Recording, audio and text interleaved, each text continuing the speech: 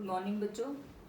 आज हम आपकी पुस्तक आरोह का पहला पाठ भक्ति करेंगे, जो कि महादेवी वर्मा जी ने लिखा है। और महादेवी वर्मा साहित्य के क्षेत्र में छायावाद का एक विशेष स्तंभ मानी जाती हैं।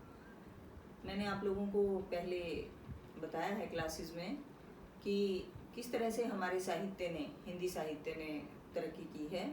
1850 से शुरू होकर आदिकाल, फिर रीतिकाल, भक्ति काल, आधुनिक काल। तो जब आधुनिक काल की स्टार्टिंग हुई तो छायावाद का उदय हुआ उसमें, और उसमें 4 स्तंभ माने जाते हैं। रामधारी सिंह दिनकर, सूर्यकांत त्रिपाठी निराला, महादेवी वर्मा उन्हीं स्तंभों में से एक हैं। तो देखिए, इनके बारे में पहले हम जानकारी प्राप्त करते हैं थोड़ी सी। महादेवी वर्मा जी का जन्म 1907 ईस्वी उत्तर प्रदेश के फारुखाबाद जिले में हुआ।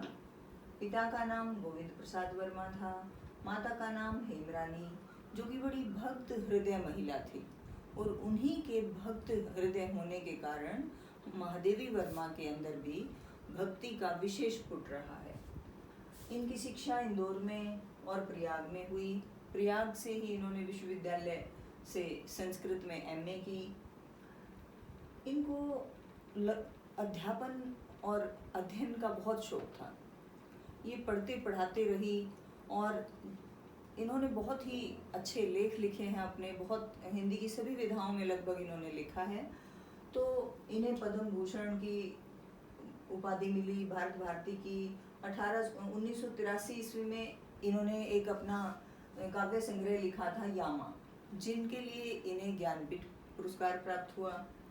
रचनाएं इन्होंने देखिए, काव्य संग्रह, संस्मरण और रेखा चित्र, निबंध संग्रह, आलोचना, संपादन, यानी कोई भी ऐसी विधा नहीं है जिसमें इन्होंने अपना योगदान ना दिया हो।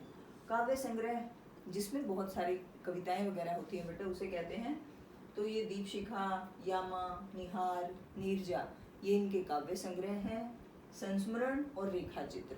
देखिए, संस्मरण मैंने आपको बताया था पहले भी कि जब किसी याद पर आधारित, पिछली यादों पर आधारित किसी भी टॉपिक पर कोई लेखक लिखता है तो उसे क्या कहते हैं? संस्मरण कहते हैं।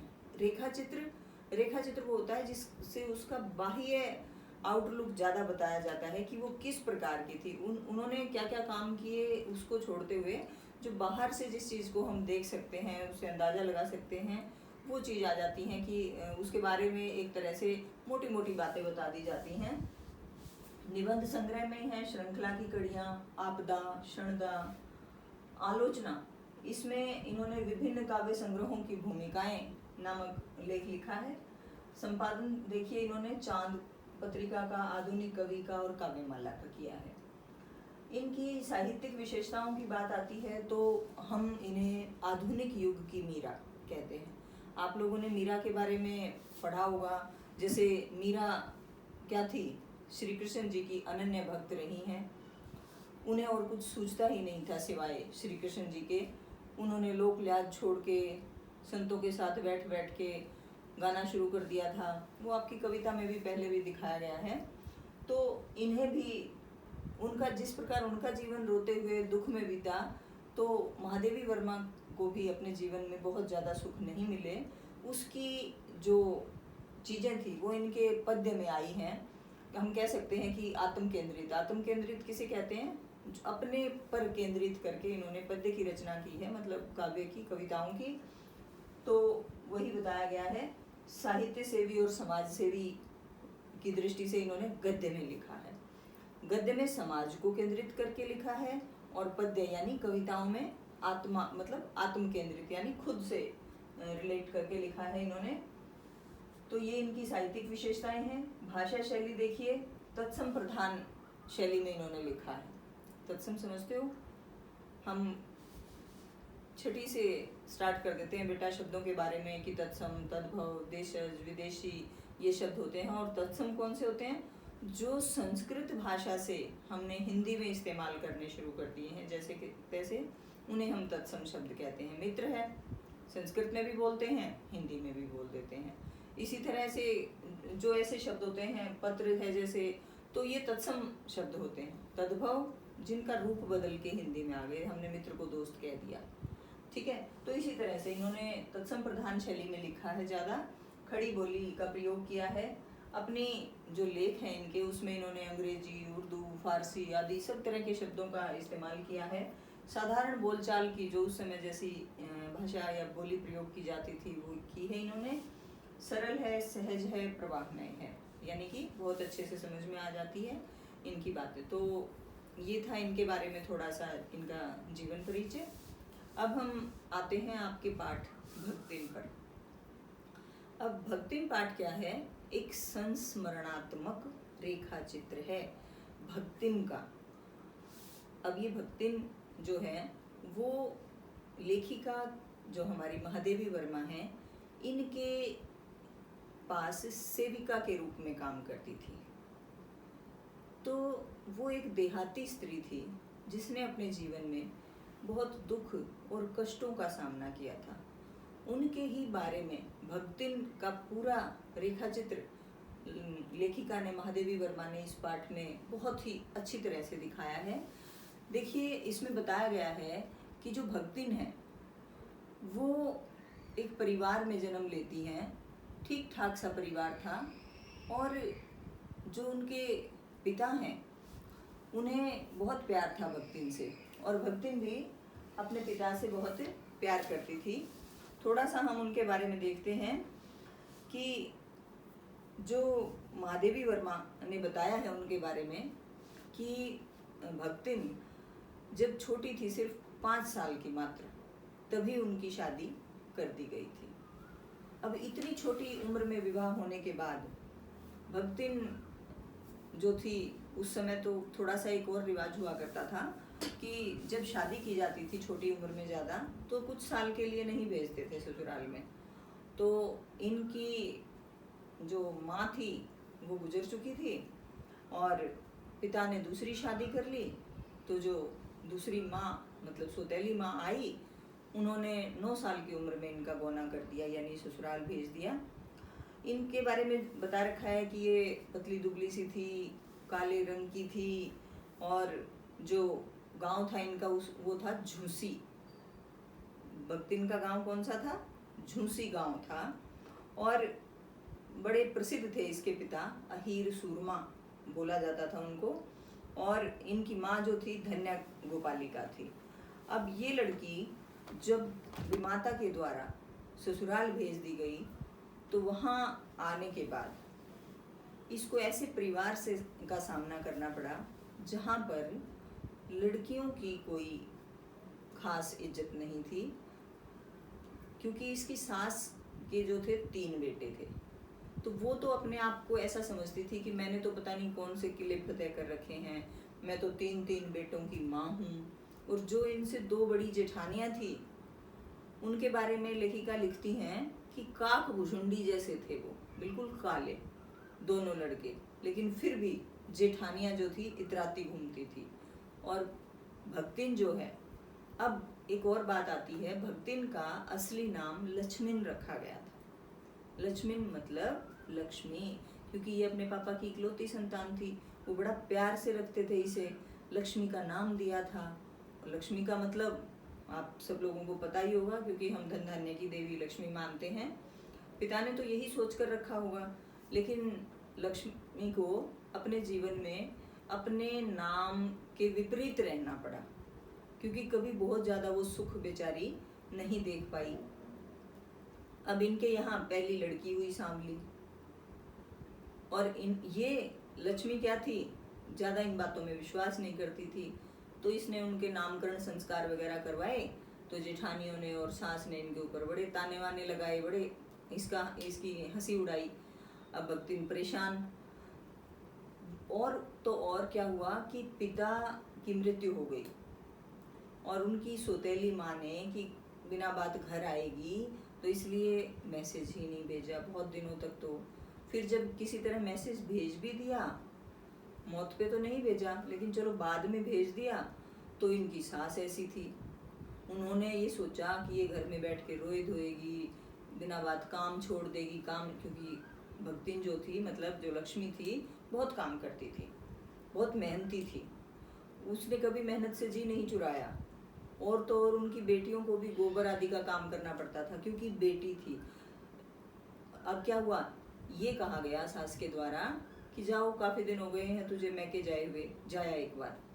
अब ये बड़ी खुश, उछलती कूदती जैसे वहाँ तक पहुँची, और जब पता चला गांव में पहुँचते ही कि पिताजी नहीं रहे, तो बेचारी बहुत रोई, बहुत दुखी हुई, आ भी गई। इनको लगातार 3 लड़कियां हुई, और उनका क्या कहना था कि हाँ हाँ और कराओ नाम संस्करण वगैरह, तभी तो एक के बाद एक इतनी खुशी मनाई जा रही थी, तो इसीलिए इतनी लड़कियां हुई हैं। अब इतना भी होते हुए ये अपने जो हिस्से का इनका खेत का काम था उसमें भी बहुत मेहनत से काम करती थी, घर में भी। इन्होंने भी अपनी बेटी की जल्दी ही शादी कर दी, और मात्र ये 36 साल की रही होंगी तब इनके जो पति थे वो स्वर्गवासी हो गए, मतलब वो उनका देहांत हो गया। जैसे तैसे इन्होंने दोनों छोटी लड़कियों का भी विवाह किया, लेकिन वो लड़की ढंग से, क्योंकि छोटी उम्र में ही कर देते थे उस समय, ढंग से थोड़ी बड़ी भी नहीं हुई थी, तभी उसका जो था पति वो गुजर गया। अब इनकी प्रॉपर्टी पर, यानी इनकी जो जमीन जायदाद थी, अपना गुजारा ये ठीक चला रही थी बेचारी, काम करके घर में खाने दाने को इतना हो जाता था कि इनका काम चल जाता था। लेकिन जेठ वगैरह जो थे उनकी नीयत क्या थी, लक्ष्मी की जमीन पर थी, घर पर थी। तो उन्होंने क्या किया, एक जेठानी के भाई को बुला लिया, ये कह के कि जो बड़ी लड़की विधवा हुई है उसके साथ इसकी रीमैरिज कर देंगे, मतलब दोबारा शादी कर दी जाएगी। लेकिन लड़की को ये बात पसंद नहीं थी, ना वो उसे पसंद करती थी, क्योंकि वो इसी तरह शराबी सा था, ढंग से काम नहीं करता था। तो लड़की ने मना कर दिया कि मुझे इससे कोई शादी नहीं करनी। फिर क्या हुआ, जब लड़की ने मना कर दिया तो एक दिन जबरदस्ती, जब लक्ष्मी बाहर गई हुई थी, तो वो भागकर घर में घुस गया और अंदर से दरवाजा बंद कर लिया, और फिर लगा जोर जोर से चिल्लाने। लोगों को इकट्ठा कर लिया। पहले बाहर अपना प्रोग्राम तय करके गया था कि मैं अंदर जाऊंगा और तुम ऐसे आ जाना, और उसके ऊपर लांछन लगा दिया लड़की के ऊपर कि इसी ने मुझे बुलाया था, मुझे बंद कर लिया कमरे में। तो पंचायत बैठाई गई, और ना चाहते हुए भी दोनों माँ बेटी बिल्कुल मना करती रही, लेकिन फिर भी जबरदस्ती उसकी शादी उस लड़की से जबरदस्ती करवा दी गई। तो ये सारा देख के जो उसने जमीन हड़प ली, और जो दोनों लड़कियां थी उनमें भी विवाद शुरू हो गए। जो लक्ष्मी बेचारी जैसे तैसे गुजारा कर रही थी, अब वो बड़ी असहाय हो गई, और उसने खेती बाड़ी और इन सारी चीज़ों को छोड़कर क्या सोचा कि अब मैं बस यहाँ से चल पड़ती हूँ। वो दुखी होके फर्रुखाबाद आ गई, और आके वो किससे मिली, हमारी लेखिका हैं जो महादेवी वर्मा, महादेवी वर्मा से मिली। और पूछने पर उन्होंने क्या नाम बताया, अपना नाम बताया लक्ष्मी, लेकिन साथ में ये कहा कि बीबी जी, मैं आपको अपना नाम बता देती हूँ क्योंकि झूठ नहीं बोलना चाहिए, मैं आपसे काम मांगने आई हूँ, मैं रहने के लिए जगह चाहती हूँ, तो मैं आपको अपना नाम बता देती हूँ, मेरा नाम लक्ष्मी है, लेकिन आप मुझे कभी भी इस नाम से मत बुलाना, क्योंकि मेरे पिता ने जो सोचकर मेरा नाम रखा था वो बिल्कुल विपरीत हूँ मैं, मेरे पास लक्ष्मी कभी टिकी ही नहीं। तो इसलिए वो गले में कुछ मोती वोती की माला डाल रखी थी, क्योंकि उसे लगा कि, लेखिका को लगा कि ये भक्तों के जैसी है, तो उस दिन से उन्होंने उसका नाम भक्तिन रख दिया। तो लेखिका हमेशा ही लक्ष्मी को भक्तिन कह के बात करती थी। तो पूछा जा सकता है आपसे एक नंबर में कि भक्तिन का असली नाम क्या था, तो लक्ष्मी था। अब क्या होता है कि महादेवी वर्मा जो कि लेखिका हैं, जब वो बैठी बैठी लिखती हैं, तो जो लक्ष्मी है यानी जो भक्तिन है, वो देहाती होने के कारण कह तो देती है कि मैं सारा काम करूँगी, लेकिन जो वाकया दिखाया है, एक बार तो माधवी वर्मा कहती है मेरी आंखों में आंसू आ गए कि इसने कहा मैं अच्छे से बना लेती हूँ खाना वाना, मैंने इसे रख लिया और इसने सुबह उठ के वो जैसे लिखते हैं छींटा मार के जगह बनाई, फिर लेखिका को बिठा लिया कि आप बैठिए, अब ये खाने के लिए जगह तैयार है। और जब लेखिका बैठी वहाँ पे तो लेखिका बताती हैं कि मेरी फूलों वाली थाली में इसने 4 1-1 इंच मोटी रोटी जिस पर काले चितके लगे हुए थे वो रखी और उसी थाली में गाढ़ी गाढ़ी थोड़ी सी दाल डाल दी और कहा कीजिए भोजन। लेखिका कहती मुझे बड़ा गुस्सा आया, मैंने डांटा थोड़ा सा कि ये क्या रख दिया, क्या बना दिया। तो जो परोसते समय भक्तिन के मुंह पर उत्साह दिखाई दे रहा था, चेहरा खुशी से ऐसा लग रहा था जैसे बावली हुई जा रही है खुशी से अपनी मालकिन को खाना खिला के, वो सब उतर गया। ये देख के लेखिका को थोड़ा सा दुख हुआ कि मैं आगे से इन्हें नहीं टोकूंगी। उन्होंने भक्तिन के बारे में बताया है कि उनके अंदर कुछ क्वालिटीज थी। क्या विशेषताएं थी कि एक तो ईमानदार थी, ईमानदारी से काम करती थी, और लेखिका जब लिखती थी तो उनकी कॉपी किताब संभाल के रखना, उनके पेज एकत्रित करके रखना, अगर वो कुछ छापती हैं तो उनके कलर, उनकी ब्रश, मतलब हर चीज़ का ध्यान रखती थी। चाहे उसका काम खत्म हो भी जाता तब भी जब तक रात तक लेखिका बैठ के लिखती थी तो वो भी साइड में बैठ जाती थी। कई बार ऐसा हुआ कि जैसे जेल से बहुत डरती थी तो लोग क्या करते थे, उसे चिढ़ाते थे कि अरे तेरी मालकिन को तो जेल में ले जाना पड़ेगा, ये ऐसा उल्टा सीधा लिख देती हैं देश में उसके मतलब राजनीतिज्ञों के बारे में। तो ये कहती, इसे डर बहुत लगता था, कहती मैं तो बेहोश हो जाऊंगी इतनी ऊंची ऊंची दीवारें देख के। अब लेखिका कहती है नहीं नहीं ऐसा कुछ नहीं है। एक बार ऐसा हुआ कि काफ़ी जब लड़ाई दंगे देश में बढ़ गए थे तब भी क्या हुआ, आज़ादी का टाइम था, बहुत दंगे बढ़ गए तो ऐसी नौबत आ गई थी कि पलायन करना पड़ेगा, मतलब जाना पड़ेगा। पलायन का शब्द आते ही आपको दिमाग में आया बेटा, अभी जो ये आपकी बीमारी चल रही है कोरोना, इसमें मजदूरों ने पलायन किया। समझ गए पलायन क्या होता है, एक जगह से दूसरी जगह मजबूरी में जाना पड़ता है। अब जब यहाँ पर फर्रुखाबाद में ऐसा हुआ तो भक्ति आती है भागी भागी, कहती है लेखिका से कि मैडम आप मेरे गांव चलो। अब वहाँ गांव चलोगी तो मचान जो खेतों में पेड़ों के ऊपर बना दिया जाता है कि मैं वहाँ पे अपनी चुन्नी बिछा के आपकी वो रख दूंगी, कपड़े वपड़े रख दूंगी, 2 कील गाड़ के दीवार में तख्ते रख के उन पे आपकी किताबें जचा दूंगी, जो भूसा भूसा सा पड़ा होता है उस पर चादर बिछा के आपका सोने का इंतजाम कर दूंगी। यहाँ से अगर जाना पड़ा तो हम वहाँ चलेंगे, आप वहाँ आराम से रहो। यानी कि लेखिका कहती हैं कि मेरे से ऐसी घुल मिल गई थी कि मुझे लगता ही नहीं था कि मेरा जीवन भक्तिन के बिना कोई जीवन हो भी सकता है। और ये महादेवी वर्मा बताती हैं कि क्योंकि महादेवी वर्मा जो हैं ऐसी लेखिका हैं जो मानव जाति के अलावा मतलब जानवरों से, पक्षियों से भी बहुत प्रेम करती थी। उन्होंने अपने घर में एक कुत्ता, एक हिरन, एक बिल्ली, ये सब पाल रखे थे। वो हिरनी भी उनको बैठे बैठे देखती रहती थी। एक कुत्ता है जिसका नाम बसंत है, वो भी कहता है कि जो उनकी मचिया है उस पर पंजों पे मुंह रख के आंखें मूंद के देखता, कभी खोल लेता है कभी मूंद लेता है। बिल्ली का नाम क्या है, गोधूली रखा हुआ है लेखिका ने। ये प्रश्न आ सकते हैं बेटा को कुत्ते का क्या नाम रखा हुआ था महादेवी वर्मा ने, और बिल्ली का क्या है, तो बिल्ली का गोधूली है। तो ये बताया है कि सारी सारी रात लेखिका के साथ भक्तिन भी जागती। तो फिर एक बार क्या हुआ कि जो भक्तिन है उसके जो दामाद और जो बेटी वगैरह थी वो उसे लेने आए, लेकिन उसने मना कर दिया कि नहीं मैं नहीं जाऊंगी, मुझे नहीं जाना। अब इसमें लेखिका बताती हैं कि गुणों के साथ साथ उसमें कुछ अवगुण भी थे। एक तो वो हमेशा अपनी बात मनवाने के उसमें रहती थी, जैसे तैसे किसी भी तरह, चाहे वो ये शास्त्रों का बहाना ले लेती कि शास्त्रों में लिखा हुआ। ये शास्त्रों वाली बात देखिए, क्योंकि उस समय विधवा जो हो जाती थी स्त्रियां, उनको मतलब बाल कटवाने पड़ते थे, सिर मुंडवा लेना पड़ता था।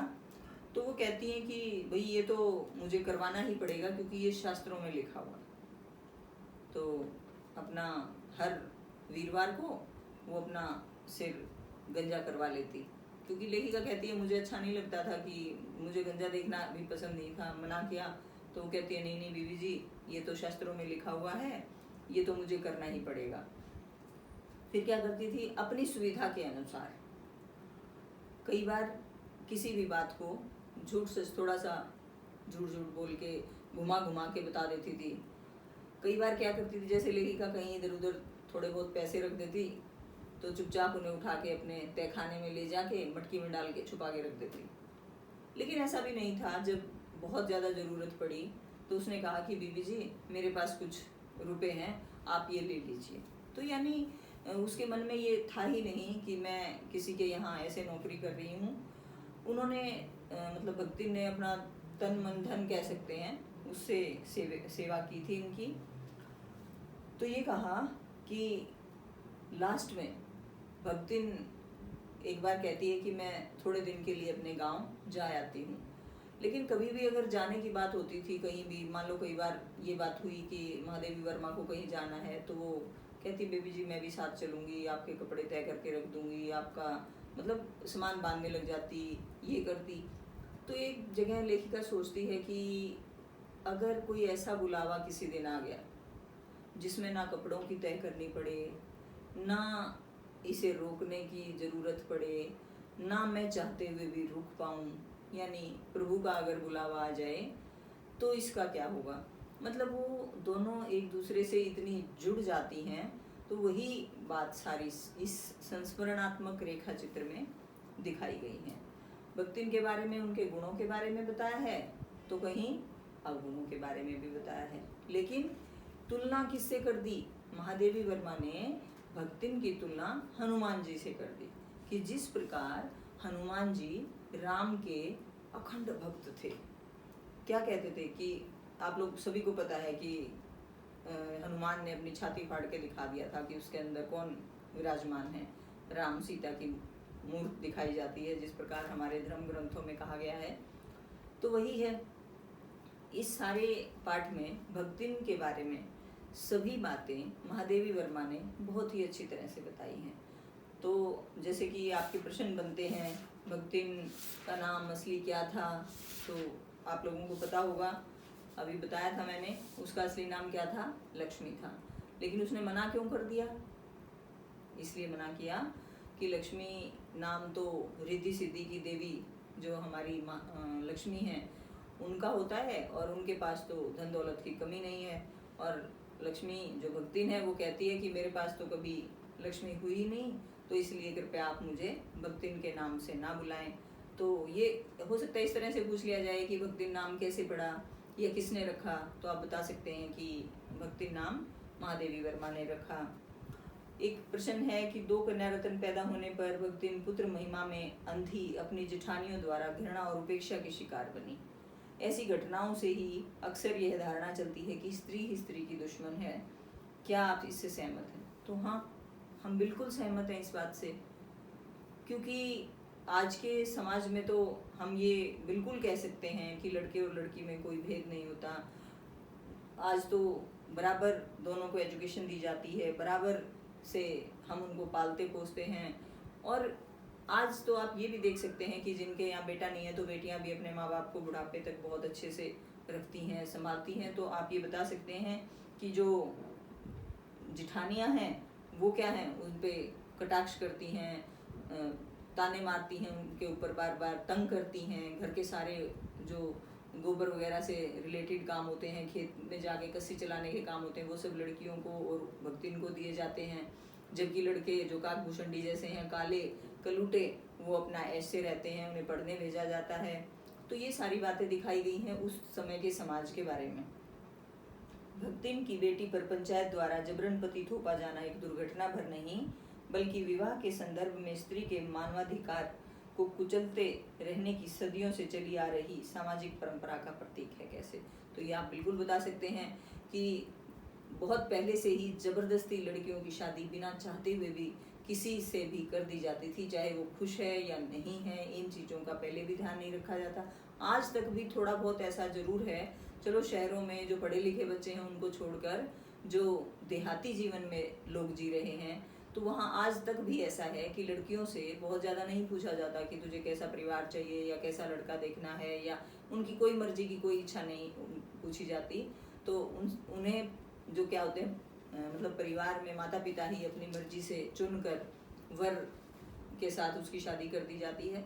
तो ये उसी के बारे में बताया गया है। एक प्रश्न बनता है, भक्तिन अच्छी है यह कहना कठिन होगा क्योंकि उसमें दुर्गुणों का अभाव नहीं। लेखिका ने ऐसा क्यों कहा होगा? तो ये सीधी सी बात है। देखो अच्छी तो वो है ही है, बहुत अच्छी है, क्योंकि लेखिका का बहुत ध्यान रखती है, लेकिन साथ साथ थोड़े से उसमें अवगुण भी हैं कि वो बातों को कई बार घुमा घुमा के कह देती है, अपनी सुविधा के अनुसार शास्त्रों के बातें बताने लग जाती है। क्या पढ़ा था उसने? कुछ पढ़ा ही नहीं, लेकिन फिर भी कहती है कि शास्त्रों में लिखा हुआ है ये। तो कई बार पैसे भी चोरी कर करके रख लेती है। तो कुछ कमियां भी हैं और अच्छी तो वो है ही। तो एक प्रश्न है कि भक्तिन के आ जाने पर महादेवी ज्यादा देहाती कैसे हो गई? तो वो अपने अनुसार ही खिलाती पिलाती थी, अपने अनुसार ही बातें करती थी। अब उसने कभी कोशिश नहीं की महादेवी वर्मा के कहने पर भी कि तुम थोड़ा बहुत पढ़ लो, थोड़ा सीख जाओगी, उसने बिल्कुल मना कर दिया। लेकिन अपने देहात के जो शब्द वो बोलते समय इस्तेमाल करती थी, या वैसा ही खाना वो लेखिका को बना के खिलाती थी, उसी तरह से रहने के लिए भी बाध्य कर देती थी कई बार। तो ये सारी बातें क्या दिखाती हैं कि लेखिका उसके आने के बाद ज़्यादा देहाती हो गई थी। तो बेटे ये तो था आपका चैप्टर पार्ट भक्तिन। अब थोड़ी सी बात हम करेंगे जो आजकल बीमारी फैली हुई है। देखिए आप लोग रोज देखते होंगे टेलीविज़न पर भी, अखबार में भी पढ़ते होंगे कि केस दिनों दिन बढ़ रहे हैं। तो बेटा मेरी आप लोगों से रिक्वेस्ट समझो कि आप सभी लोग अपने घरों में ही रहो, बार बार जैसे हाथ धो, थोड़ा सा गर्म पानी पियो, किसी के टच में मत जाओ।